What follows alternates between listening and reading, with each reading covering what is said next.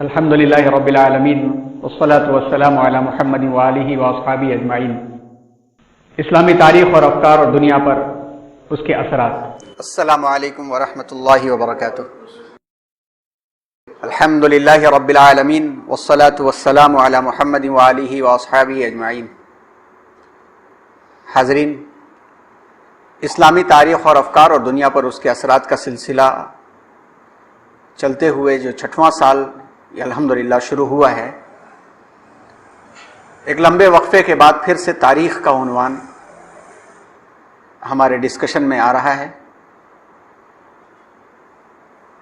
20 مارچ 2020 کو اس سلسلے پر روک لگ گئی تھی۔ جس طرح سے پوری دنیا رک گئی، یہ سلسلہ بھی رک گیا تھا، اور آپ میں سے اکثر لوگ اس وقت موجود بھی تھے۔ خلافت عباسیہ کا اختتام اور زوال امت کی تاریخ کا عنوان چل رہا تھا، اور اس میں بھی یہ عنوان ہم لوگوں کا چل رہا تھا کہ جو تاتاریوں کا حملہ تھا، منگولوں کا، چنگیز خان اور ہلاکو خان کا، اس نے کیا تباہیاں مچائیں اور کس طرح سے عالم اسلام کی کمر توڑ دی ان حملوں نے۔ تاریخی حیثیت سے اس کا تذکرہ ہو گیا تھا، بلکہ ایک سلسلے وار بات بھی آ چکی تھی کہ غافل قوموں کا انجام کیا ہوتا ہے، اور اس وقت کے حالات کا تجزیہ کچھ کیا گیا تھا۔ ابھی ایک سٹنگ اور ہونی تھی، اس کے بعد سے ایک ٹاپک اور بھی آنا تھا، لیکن سلسلہ بند ہوا۔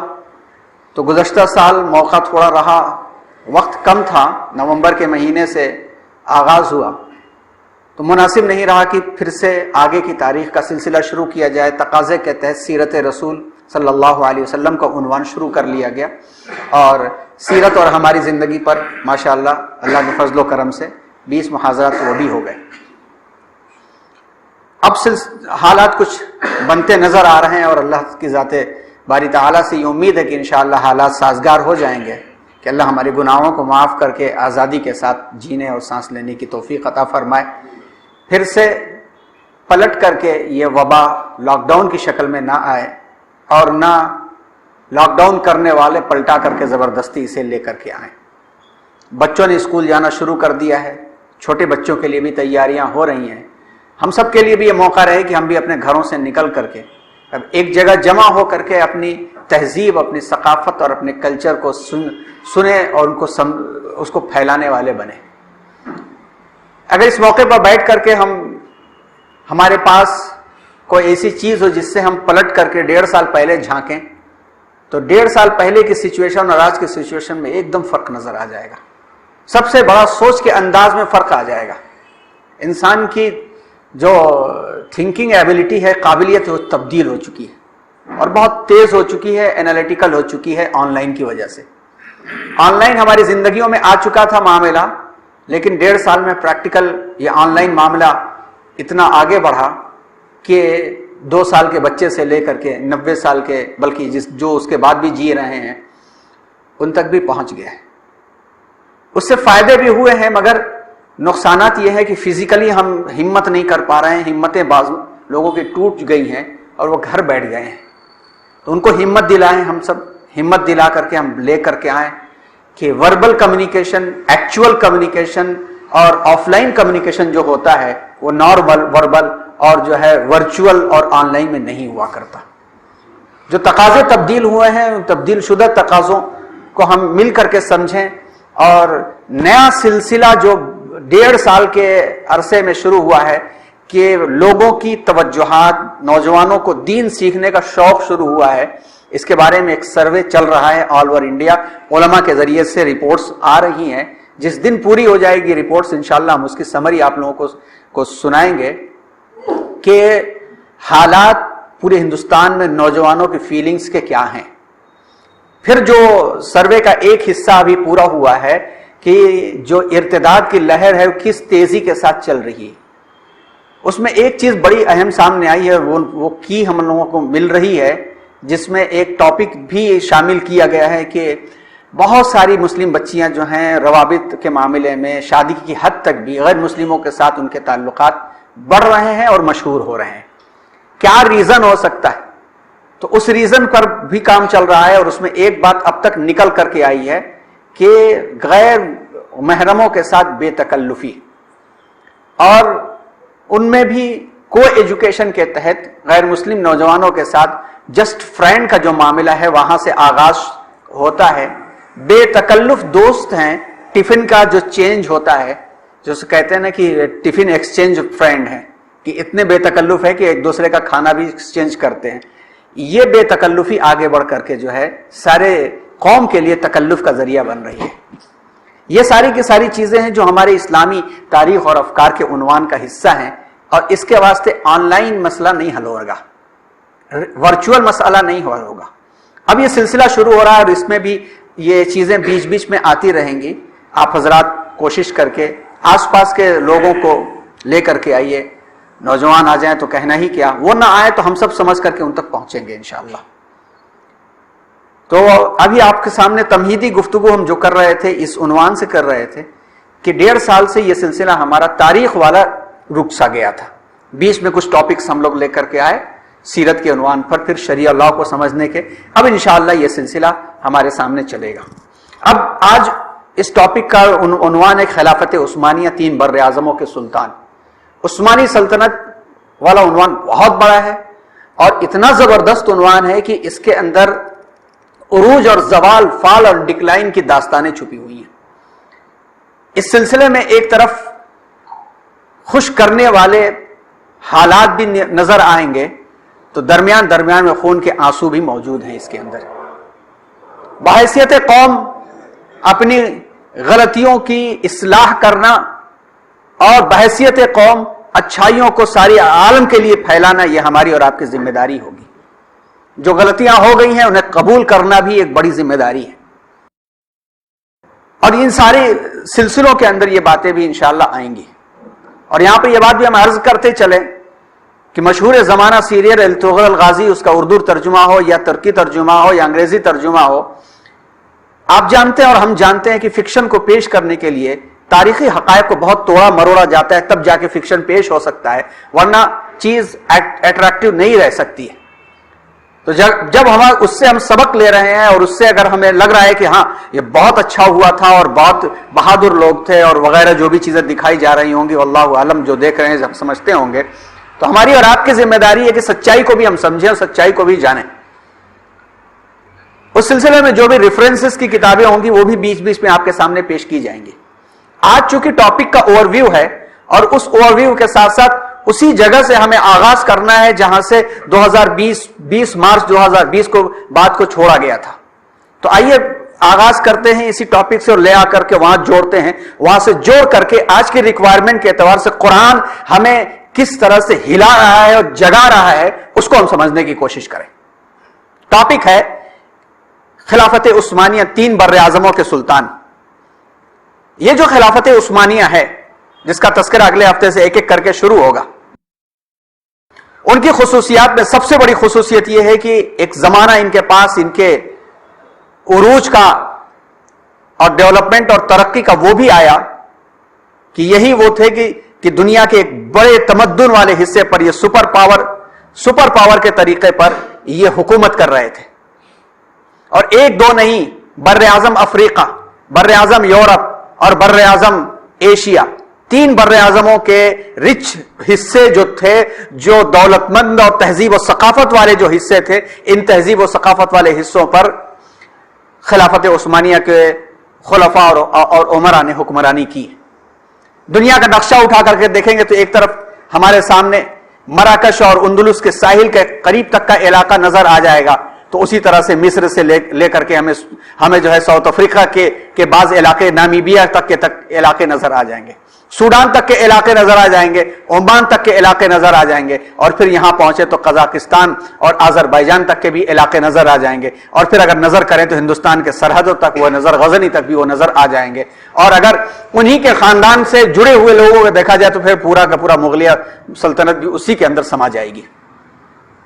ان کی تاریخ کو دیکھا جائے اور ان کے بارے میں دیکھا جائے تو چھوٹے حصے سے جب انہوں نے قائم کیا، 1299 سے آغاز کرتے ہوئے 1922 تک کا زمانہ، 1923 में खिलाफत खत्म हुई और 1924 से डेमोक्रेसी यहां तुर्की में आई। 1299 से लेकर के 1922 तक कायम रहने वाली सल्तनत थी जिसके हुक्मरान तुर्क थे। अपने उरूज के जमाने में 16वीं और 17वीं सदी में यह सल्तनत 3 बर्र आजमों तक फैली हुई थी।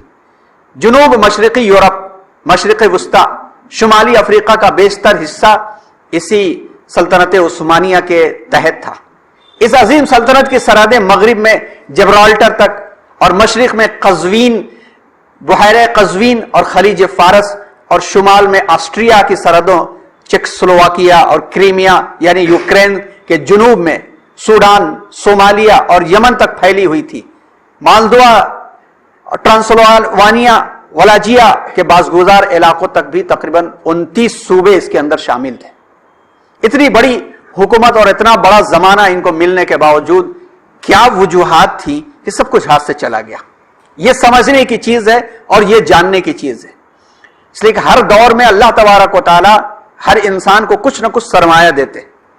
बहैसियत इंसान एक इंसान अल्लाह का भेजा हुआ एक खलीफा है। उसकी खिलाफत एक इनफरादी भी है और इज्तिमाई भी है। हर इंसान 3 तरह की जिंदगियां गुजारता है। कुछ ना मिला तो इंडिविजुअल लाइफ अपना मालिक होता है, अपना जिम्मेदार होता है। थोड़ा मिला तो सोसाइटी में अपने बाल बच्चों का और अपने आसपास के 10, 15, 20, 25 या 1000, 2000 लोगों का मालिक होता है। और अल्लाह तबारक व तआला ने बहुत कुछ दे दिया तो लीडर और कायद बनकर के हुकूमतें चलाता है। चाहे वो हुकूमत चलाने वाला नुमाइंदा हो, चाहे वो सोसाइटी का वर्कर हो, खादिम हो, चाहे वो अपनी शख्सी जिंदगी गुजार रहा हो, अल्लाह तबारक व तआला ने सबका उसूल एक ही बनाया। और वो उसूल अल्लाह तबारक व तआला ने जो मीजान और तवस्सुत का जो अल्लाह ताला ने बनाया है, बैलेंस का जो बनाया है, वहां भी टूटा तो भी नुकसान, यहां भी टूटा तो भी वही नुकसान होता है। तो हम इन तारीखों को देखें और इसके उरूज और जवाल की दास्तानों को हम देखें और दास्तानों को देखते हुए अपने आप को तौलने की कोशिश करें। और जब भी इन गलियों से गुजरे तो हमें हमेशा हमारे सबकॉन्शियस के अंदर हमारे रसूल सल्लल्लाहु अलैहि वसल्लम की लीडरशिप और क़यादत होनी चाहिए। उसके लिए कुछ मालूमात करनी पड़ती कि रसूलुल्लाह सल्लल्लाहु अलैहि वसल्लम ने हर सतह और हर लेवल के लोगों की लीडरशिप और क़यादत की है। और आप सल्लल्लाहु अलैहि वसल्लम ने मेजॉरिटी की हैसियत से भी क़यादत की है, माइनॉरिटी की हैसियत से भी क़यादत की। तो इन तारीख के सफ़हात से जब हम गुजर रहे हो तो हमें यह गौर करना चाहिए कि कौन से मैटर्स ऐसे हैं, मामलात हैं जहां जिसमें हम मेजॉरिटी में हैं, कम से कम अपने पर्सनल मामलात में, अपने हाथ के नीचे अपने भाई बच्चों के मामलात के अंदर। इसमें लीडरशिप क्या है और तारीख ने कौन सी गलती की थी जिसको भुगतना पड़ता है पूरी इंसानियत को। तारीख के अहदों ने वो दौर भी देखा है, लम्हों ने खता की थी, सदियों ने सजा पाई। तो इनफरादी भी गलतियां यही होती कि कुछ लम्हे ऐसे होते हैं कि वो लम्हे हम जो है चूक जाते हैं और उसको नस्लें झेला करती। कुरान तारीख को इसी नुक्ते नजर से पेश करता है और तारीख यही है कि फ़अतबिरू या उलिल अबसार, जिनके पास भेजा है, दिमाग है, वो इबरतें हासिल करो, वरना तारीख दास्तान गोइयों का नाम नहीं है।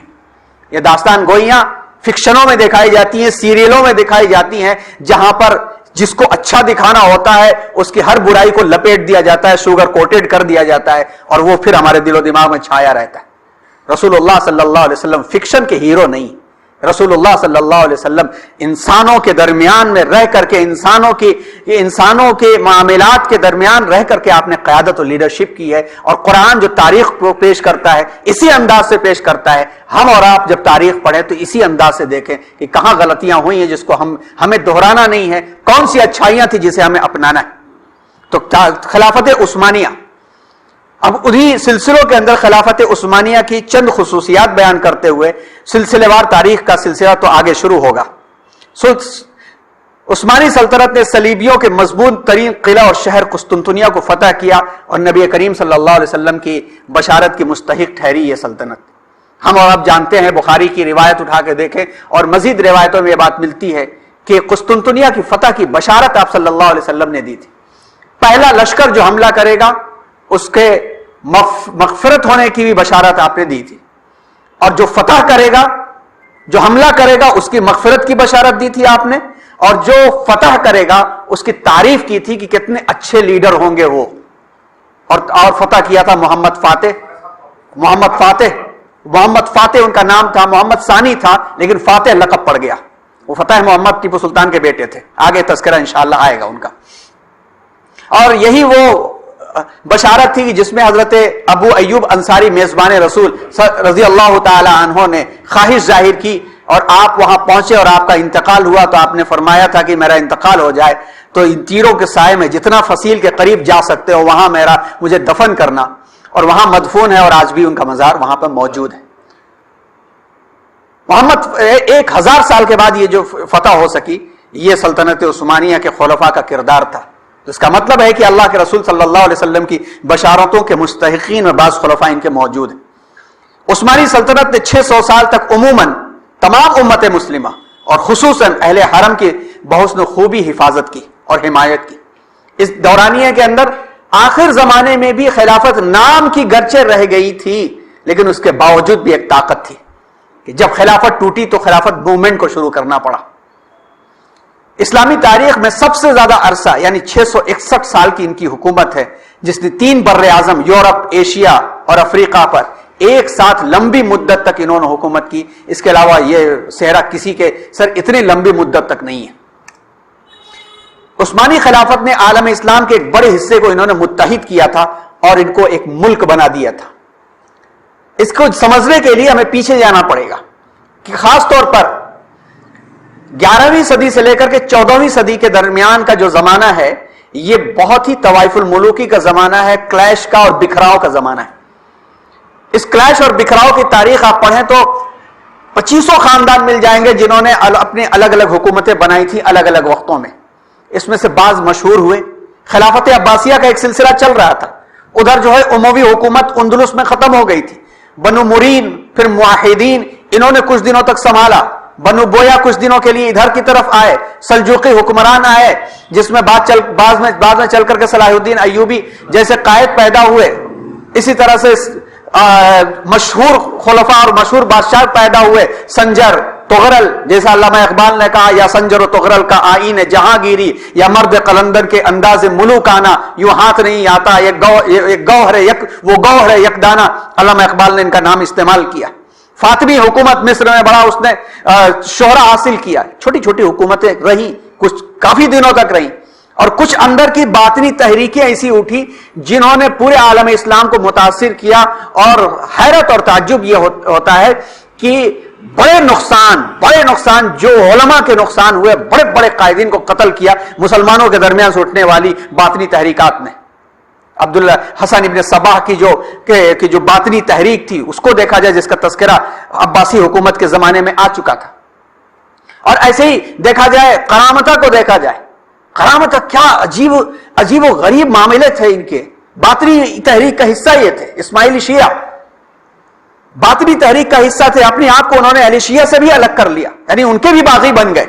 اور ایک وقت ایسا آیا کہ اس میں ایک شخص پیدا ہوا اور اس نے خانہ کعبہ میں سے حجر اسود ظلمن چھین کر کے 22 سال لے جا کر کے اس نے مصر میں رکھا اور اس کو توڑنے کی کوشش بھی کی، بلکہ ایک ٹکڑا اس کا ٹوٹ بھی گیا. آج بھی حجر اسود میں تھوڑا سا حصہ کریش ہے اس کا. 22 سال لے جا کر کے اس نے رکھا. حجر اسود کے بغیر خانہ کعبہ 22 سال رہا. فاطمی حکومت نے پھر واپس دلوایا. یہی تھے ترک کی ایک مرتبہ پھر سے انہوں نے 13ویں صدی سے لے کر کے آگے ان حضرات کی حکومتوں کو ختم کر کے متحد کیا تھا، کیونکہ 1258 کے اندر ہلاکو خان نے جو تباہی مچائی تھی، اور اس کے پہلے چنگیز خان نے، جن کا تذکرہ آیا چاہتا ہے انشاءاللہ.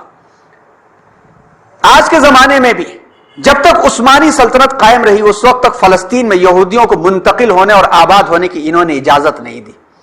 آخری زمانے میں بھی آپ دیکھیں ابراہیم بادشاہ کا نام سنیں یا سلطان عبدالحمید ثانی کا نام سنیں، ان حضرات کا بھی نام سنیں، تو اپنی کمیوں کے باوجود بھی انہوں نے پرمٹ تک بھی نہیں دیا کہ یہود جو ہیں آ کر کے فلسطین کے اندر وہ آباد ہو. یہاں تک کہ سلطان عبدالحمید لکھتے ہیں اپنے، جب مصطفیٰ کمال پاشا کے ذریعے سے انہیں ہٹایا گیا تو اپنے لیٹر میں لکھتے ہیں کہ مجھے معزول اس لیے کیا گیا کہ یہود بار بار اصرار کر رہے. تو 1909 میں لکھا انہوں نے ایک لیٹر کی، مجھے بار بار اس بات کا اصرار ہو رہا ہے کہ یہود کو فلسطین میں آنے کی اجازت دی جائے، چاہے اس کے لیے کتنی بھی مال و دولت چاہیے ہم دینے کو تیار ہیں.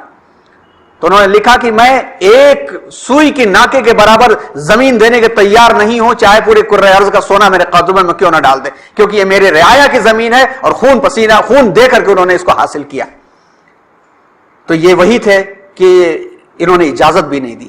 آج کے زمانے میں بھی یورپ میں جو مسلمان ممالک البانیہ، بوسنیا، ارزگوئینا موجود ہیں، یہ خلافت عثمانیہ کا ہی کارنامہ ہے، اور بھی بڑی لمبی تاریخ ہے، یہ نہ سمجھے کہ بہت ساری چیزیں نہیں بیان کر رہے ہیں، ایک 20 انشاءاللہ محاضرات ہوں گے تب پوری تاریخ سامنے آئے گی۔ اب آئیے ہم لوگ پلٹتے ہیں کہ جہاں سے سلسلے کو چھوڑا گیا تھا اور جس مقصد کے تحت بات چل رہی تھی وہاں پہنچتے ہیں ہم لوگ۔ خلافت عثمانیہ تک پہنچنے کے لیے ہمیں یہ موجودہ ان خلافتوں سے گزرنا پڑتا ہے۔ سب سے پہلا دور خیر القرون کا، یعنی دور نبوی صلی اللہ علیہ وسلم، خاتم الانبیاء جناب محمد الرسول اللہ صلی اللہ علیہ وسلم کا زمانہ، اور یہ زمانہ بھی ہم جانتے ہیں کہ 23 سال کے اوپر محیط ہے، اور 23 سال میں بھی 13 سال مکے کا ہے اور 10 سال مدینے کا ہے، اور اس 10 سال میں بھی 2 سال بہت ہی آزمائشی ہے، غزوہ بدر تک، اور غزوہ بدر سے لے کر کے غزوہ خندق تک بہت خوف اور دہشت دلانے والا ہے کہ دوسرے باہر کی فوجیں خوف اور دہشت دلا رہی تھی، اور اندرونی طور پر مستحکم اور اسٹیبل ہونے کا زمانہ ہے۔ غزوہ خندق کے بعد سے لے کر کے صلح حدیبیہ تک کا ایک زمانہ ہے، وہ الگ ایک معاملہ ہے۔ صلح حدیبیہ کے بعد سے پوری عالم میں دعوت کے خطوط بھیجنے کا، فتح مکہ تک کا زمانہ ہے۔ یہ الگ الگ سمجھ لیجئے کہ سلیبس ہے، کریکولم ہے جو ہمیں پڑھنے کے ہیں اور اس انداز سے اپنے اوپر حاوی کرنے اور طاری کرنے کے۔ یہ وہ زمانہ ہے جس میں وحی نازل ہو رہی تھی اور تہذیب و تمدن کو منظم کیا جا رہا تھا اور عملیات وجود میں آ رہی تھی، یعنی پریکٹیکل لائف میں اسے دکھایا جا رہا تھا، پازیٹیو بھی اور نیگیٹو سائیڈ بھی۔ پازیٹیو سائیڈ میں ہر وہ عمل جو مثبت پہلو لیے ہوئے تھا اس کا اکثر حصہ رسول اکرم صلی اللہ علیہ وسلم کی ذات مبارکہ کے ذریعے سے دکھایا جا رہا تھا، لیکن جو منفی چیزیں ہیں، تعزیرات والے معاملے، گناہوں والے معاملے جو معصوم نبی سے ہرگز ہو نہیں سکتے تھے، سوچے بھی نہیں جا سکتے تھے، تو ان کو عام انسانوں کے ذریعے سے کروا کر کے، توبہ کروا کر کے سامنے پیش کیا جا رہا تھا۔ چوری والا معاملہ ہو یا زنا والا معاملہ ہو، یہ سب کے سب معاملات جو پیش آئے، اگر یہ مثالیں نہ ہوتی تو آج قانون بنانے کے لیے لوگ حیران و پریشان ہوتے کہ قانون بنے تو کیسے بنے۔ اس دور میں آپ صلی اللہ علیہ وسلم پر وحی نازل ہو رہی تھی، جہاں ضرورت ہوتی مرض کے علاج کی ویسی وحی نازل ہوتی، جہاں ضرورت ختم ہو جاتی تو بعض چیزوں کو ہٹا لیا جاتا، اور اللہ تعالیٰ ہٹاتے کہ انسانوں کے ذہن و دماغ سے بھی وہ چیزیں ختم ہو جاتی، یعنی منسوخ ہو جاتی۔ آہستہ آہستہ کر کے لوگوں کی تربیت کے لیے گویا ایک پروجیکٹس دیے جا رہے تھے، پروجیکٹ کی جتنی ضرورت ہوتی اتنا دیا جاتا، اور ایسے میں کرتے کرتے 1,00,000 سے زیادہ صحابہ کرام کی جب تربیت ہو گئی تب اللہ کے رسول صلی اللہ علیہ وسلم کا مقصد پورا ہوا۔ اس کے بعد خلافت راشدہ کا دور پورا ہوا، شروع ہوا۔ خلافت راشدہ، راشدہ کا لفظ استعمال کیا جاتا ہے، یہ لفظ راشد اور راشدہ کا لفظ جو ہے یہ کسی اور کے ساتھ کبھی نہیں استعمال ہو سکتا، کیونکہ یہی وہ دور تھا جو ٹوٹلی مکمل طریقے پر رشد و ہدایت والی خلافت تھی، جس میں 4 خلفاء اور 6 مہینہ حضرت حسن رضی اللہ تعالیٰ عنہ کے بھی شامل ہیں، حضرت سیدنا ابو بکر صدیق رضی اللہ تعالیٰ عنہ، حضرت سیدنا عمر فاروق رضی اللہ تعالیٰ عنہ، حضرت سیدنا عثمان غنی رضی اللہ تعالیٰ عنہ، حضرت سیدنا علی مرتضی رضی اللہ تعالیٰ عنہ، اور حضرت حسن رضی اللہ تعالیٰ عنہ، یعنی 4 خلفاء کا دور۔ یہ 6 مہینہ تو تکمیلے کے کہے جاتے ہیں، 4 خلفاء انہی کو خلفاء راشدین کہے جاتے ہیں کہ پرفیکٹلی رسول اللہ صلی اللہ علیہ وسلم کے عین مقصد اور منشے کے مطابق آپ حضرات کی خلافت رہی، اور اللہ تبارک و تعالیٰ نے جن مقاصد کے لیے بھیجا گیا تھا ان کو الگ الگ لوگوں سے کمپلیٹ کروایا گیا، مکمل کروایا گیا۔ یہ دور سن 632 سے لے کر کے سن 661 تک چلا، یعنی 30 سالہ دور، 30 سالہ دور، اور اس 30 سالہ دور کے بعد سے بنو امیہ کا دور آیا۔ سن 661 سے لے کر کے سن 750 عیسوی تک یہ چلا۔ پھر بنو عباس کا دور آیا، سن 750 سے لے کر کے مختلف عروج اور زوال کو دیکھتے ہوئے سن 1258 تک چلا، جب تک کہ جو ہے مستعصم باللہ کو ہلاکو خان نے تباہ نہ کر دیا۔ عثمانی خلافت 1299 سے شروع ہوئی، عثمان، اس کے پہلے ارطغرل، اور آخر میں جو ہے سلطان عبد الحمید ثانی کے بعد بھی 2 خلفاء ہوئے جن کے نام آئندہ آئیں گے، اور 1923 میں ان کا اختتام ہوا۔ اب یہ جو مشہور خلافتیں تھیں جو اپنے لقب کے ساتھ خلافت کا لقب استعمال کرتی تھی اور کسی نہ کسی ناحیے سے عالم اسلام کی نمائندگی کرتی تھی، اس کے علاوہ اور کوئی ایسی خلافت نہیں رہی جو اس انداز سے اور اس مزاج سے، اس معیار سے قائم ہو۔ حکومتیں بہت ساری قائم ہوئی، ہندوستان میں بھی ایک طویل زمانہ چلا مسلمانوں کے دور حکومت کا، لیکن ہندوستان میں جن حکومت کا زمانہ چلا اس میں چند بادشاہوں کے پرٹیکولر اور مخصوص اپنے عادات اور خصلتوں کے علاوہ من جملہ کہا جائے تو اسلامی نمائندگی بہت کم ملتی ہے، جس کو ہمیں جاننا چاہیے اور ہمیں اسے قبول کرنا چاہیے۔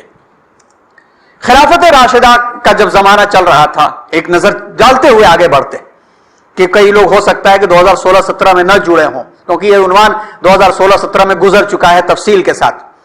خلافت راشدہ جو تھا عملی اور سیاسی مثالی خلافت تھی، دینی اعتبار سے بھی اور دنیاوی اعتبار سے بھی۔ یہ خلفائے راشدین یہ دنیاوی اعتبار سے بہترین قائد اور لیڈر تھے، اور دینی اعتبار سے بھی بہترین مصلح اور مربی تھے، جس میں چاروں کے نام لیے گئے۔ عالم اسلام کی وسعت ہوئی اور عالم اسلام جو ہے پھیلتا ہوا جو ہے وہ حضرت علی رضی اللہ تعالیٰ عنہ کے دور تک ہی افریقہ کے کناروں تک پہنچ چکا تھا، اور پھر جو ہے حضرت حذیفۃ الیمان رضی اللہ تعالیٰ عنہ جیسے صحابی جو ہیں وہ آذربائیجان تک پہنچ چکے تھے، اور ایک بڑے علاقے تک سندھ تک لوگ پہنچ چکے تھے، یہاں تک کہ حضرت حسنین کے بھی جو ہے کابل تک کے آنے کے واقعات ملتے ہیں۔ اس درمیان میں تعلیم اور ترویج کا کام شروع ہوا، اور آہستہ آہستہ اسپیشلائزیشن اور اختصاص کی طرف لوگوں کا قدم شروع ہوا۔ اس کی سب سے بڑی جو خصوصیت تھی، اس کی تفصیلات کتابوں میں ملتی ہیں اور پہلے تذکرہ بھی آ چکا ہے، کہ خلافت راشدہ کی جو تعریف کی گئی ہے، مذہب و سیاست کے تمام علمی اور عملی کمالات میں رسول اللہ صلی اللہ علیہ وسلم کی سچی جانشینی، پرفیکٹ ریپریزنٹیشن جو ہوا، سچی جانشینی، اسی کو خلافت راشدہ کہا جاتا ہے۔ یہ سچی اور مکمل طریقے کی جانشینی آگے کے خلفاء میں نہیں ملتی ہے، چند ایک کو چھوڑ کر کے، جس میں حضرت عمر ابن عبدالعزیز رحمۃ اللہ علیہ کا بھی نام آتا ہے، اور بعض چھوٹے اور بھی اسی طرح۔ اسی کو خلافت راشدہ کہتے ہیں، یا خلافت علی منہاج النبوہ کہتے ہیں، یعنی نبوت کے میتھڈ کے اعتبار سے خلافت کرنا۔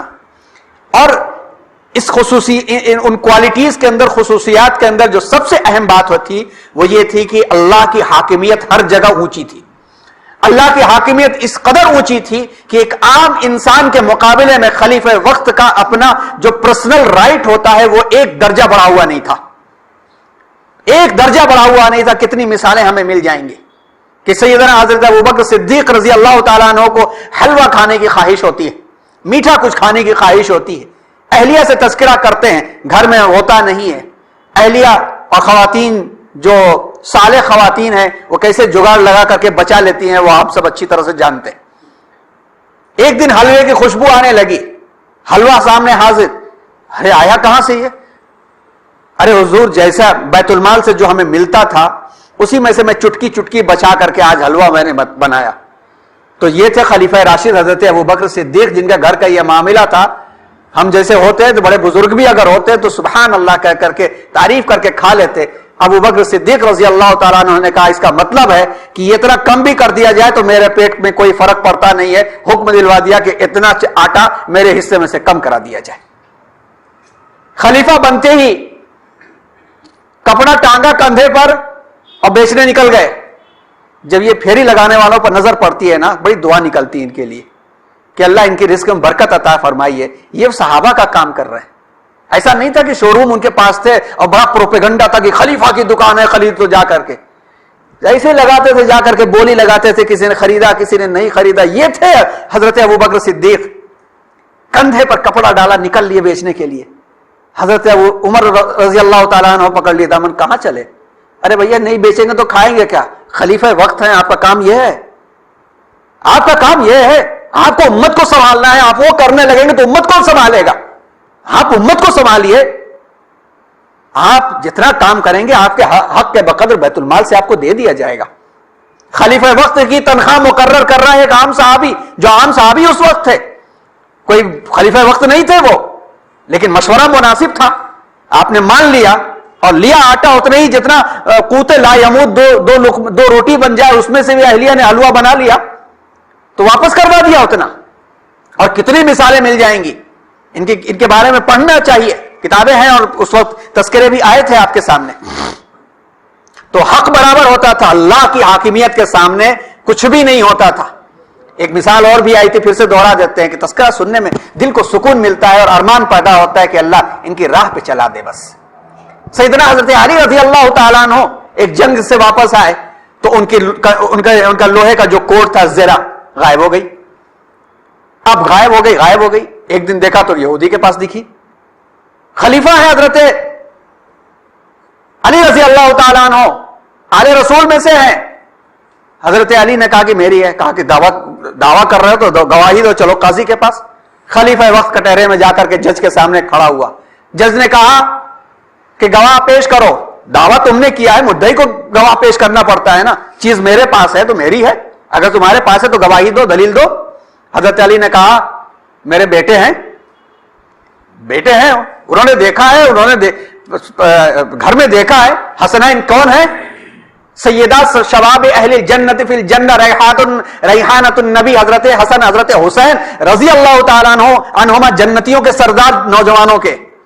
ان کو بلایا جا رہا ہے نواز رسول گواہی کے لیے. تو قاضی کہہ رہے بھیا ایسا ہے کہ باپ کے حق میں بیٹے کی گواہی نہیں چلا کرتی اس معاملے کے اندر.